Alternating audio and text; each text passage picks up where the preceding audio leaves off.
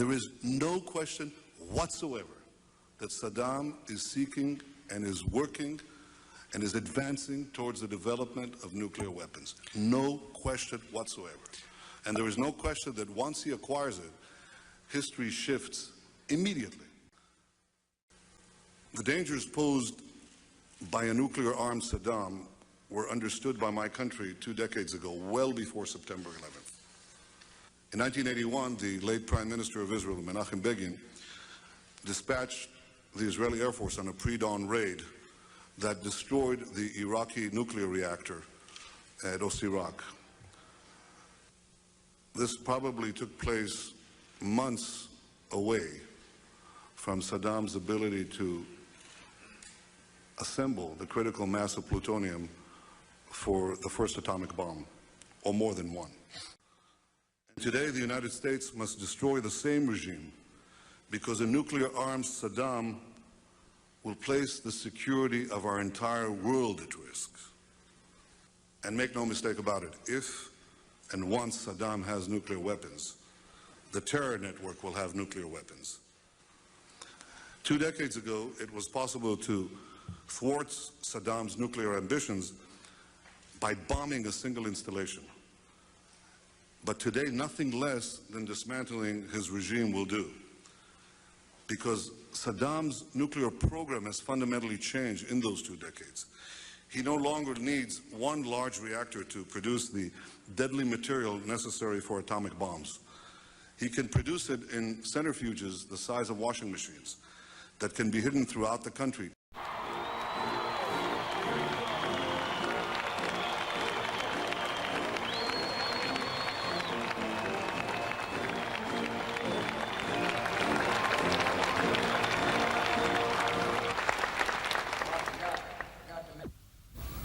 I take the threat very seriously. I take the fact that he develops weapons of mass destruction very seriously. I remember the fact that he has invaded 2 countries before. I know for a fact that he's poisoned his own people. He doesn't believe in the worth of each individual. He doesn't believe in public dissent. I look forward to a dialogue. There will be a consequence. We must anticipate problems before that come. I will remind them that history has called us into action, that we love freedom, that we'll be deliberate, patient, and strong in the values that we adhere to. But we can't let the world's worst leaders blackmail, threaten, hold freedom-loving nations hostage with the world's worst weapons.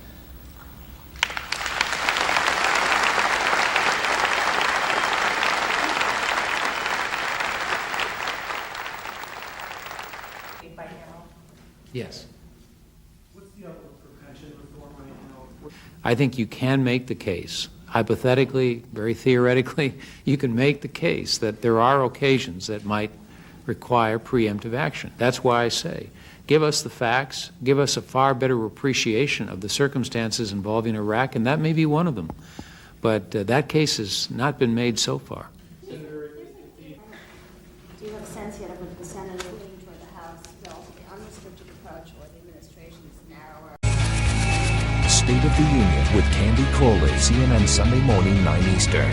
You talked about how just sick you felt to your stomach when you found out there were no weapons of mass destruction. Can you bring me to that moment? Did someone walk in and say, we've stopped looking, they're not there? No, Who was it? How did that happen? It just kind of was, it evolved. The fact that there wasn't weapons evolved. I mean, you know, when we first got in there, started looking around and didn't find anything, you get that kind of sinking feeling that, uh-oh. And then time went on, and then we got tips, you know, I'll never forget the tip that there was crates buried, you know, hidden in the Euphrates River. So they found, maybe these are them, and they've sent frogmen, and there was nothing there. And so, and then, of course, George Tenet had the inspectors go back in, or David Kay and Dolfer, and that pretty well put was a period at the end of the sentence there. And yeah, I felt terrible about it. And on the other hand, those reports did point out that Saddam Hussein was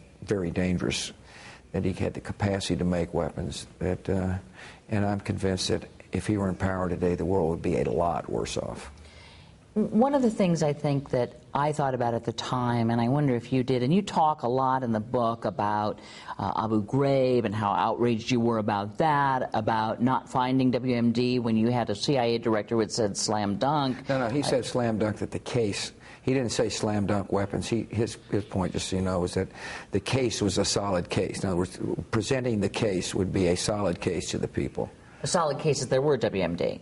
Right, that the evidence showed that he had WMD. I'm not, right. I mean, we're splitting hairs, right. but sorry. Well, but my question is, when you look at those things about Abu Ghraib, about the WMD, it seems as though no one ever paid for that.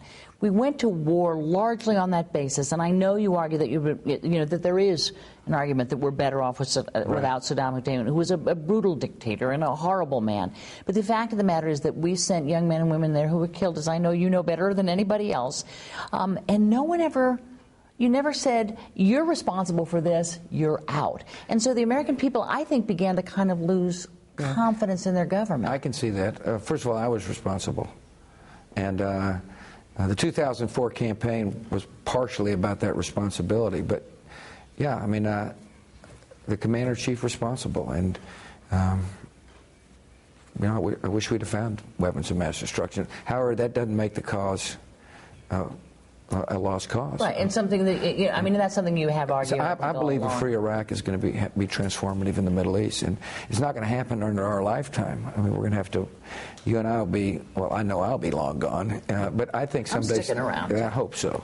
But I think somebody's going to look back someday and say, thank goodness the United States believed in the universality of freedom and liberated 25 million people and gave the Iraqis a chance to have their own free society. El mundo pensaba que en Irak había armas de destrucción masiva y no había armas de destrucción masiva. Eso lo sabe todo el mundo y yo también lo sé. Ahora, yo lo sé ahora. Tengo el problema de no haber sido tan listo, de haberlo sabido antes. This speech, more of the same.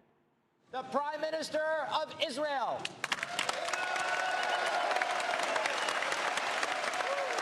It was a speech anticipated by some, dreaded by others. The Israeli Prime Minister, Benjamin Netanyahu, coming to Washington to present his case against Iran, not before the American president, but before the U.S. Congress. Netanyahu first tried to diffuse tension with the Obama administration and congressional Democrats.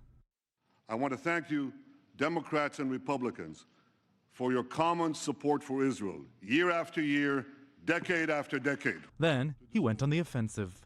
We can insist that restrictions on Iran's nuclear program not be lifted for as long as Iran continues its aggression in the region and in the world.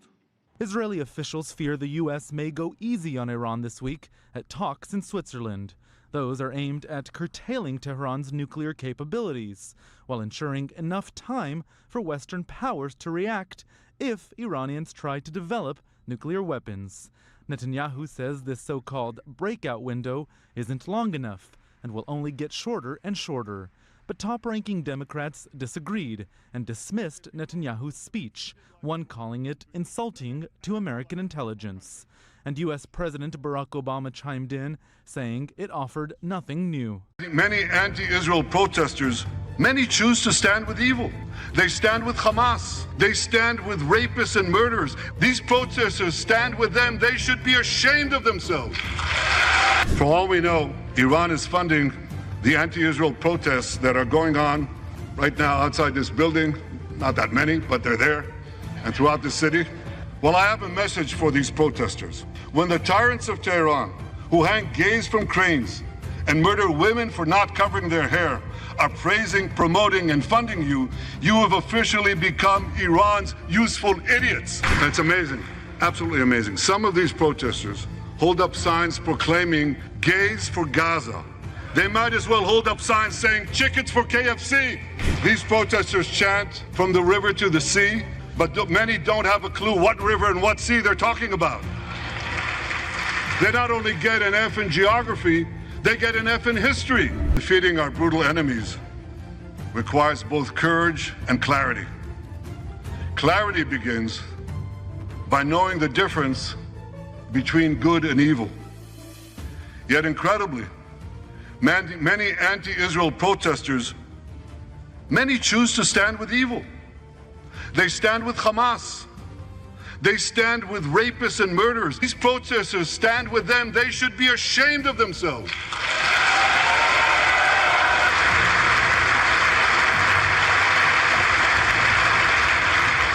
They refuse to make the simple distinction between those who target terrorists and those who target civilians, between the democratic state of Israel and the terrorist thugs of Hamas. So these protesters burn American flags even on the 4th of July. And I wish to salute the fraternity brothers at the University of North Carolina who protected the American flag against these anti-Israel protesters.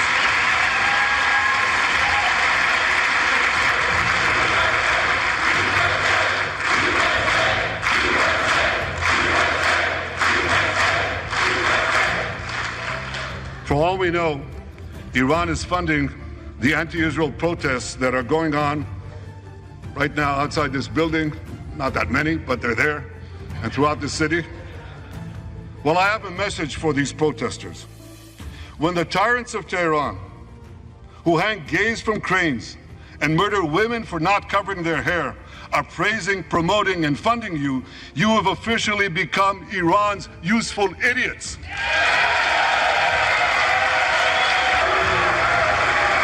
אבל אנחנו הולכים למסלול התנגשות עם הממשל האמריקאי. ארצות הברית זה לא מקשה אחת, זה לא מקשה אחת. יש את הסנאט, יש את הקונגרס, יש את הכוח היהודי שהוא עצום, יותר חזק משהיה אי פעם. יש דעת קהל, יש לנו כוחות כבירים בדעת הקהל שמתנגדים למדיניות הזאת, גדולי הפרשנים. אמריקה לא תכפה עלינו דבר, אם לא... There is no question whatsoever that Saddam is seeking and is working and is advancing towards the development of nuclear weapons. No question whatsoever.